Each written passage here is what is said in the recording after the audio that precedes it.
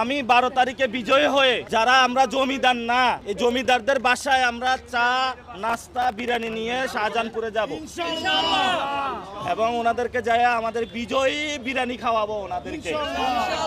এবং আমরা জনগণের পক্ষে, আমরা এখানে বড় শোডাউন, আমাদের কাছে দুর্নীতির টাকা নাই, চাঁদাবাজি সন্ত্রাসীর টাকা নাই, মাফিয়ার টাকা নাই। আমরা হলো মসজিদে নামাজ পড়ি, মানুষের সাথে কথা বলি, মা বোনদের কাছে যাই। মা বোন মসজিদের মুসল্লিরা আমাকে জানাইছে এবার টাকা দিয়ে কেউ ভোট কিনতে পারবে না। এবং বিএনপিরও অনেক লোক বলেছে যে আমার ছেলে আন্দোলনে গিয়ে শহীদ হয়েছে।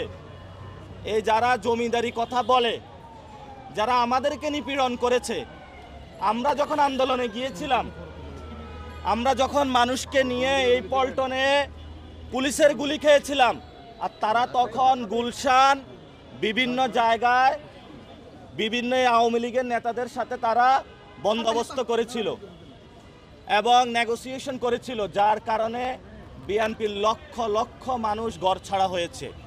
ওই মানুষদেরকে আহ্বান জানাই যে আপনি যে ঘর ছাড়া হয়েছেন নেতাদের এই কারণে, 12 তারিখে আপনার সামনে সুযোগ এসেছে। আপনি তো ওই জমিদারকে কি কিছু বলতে পারবেন না, 12 তারিখে রায় দিবেন জমিদারদের বিপক্ষে।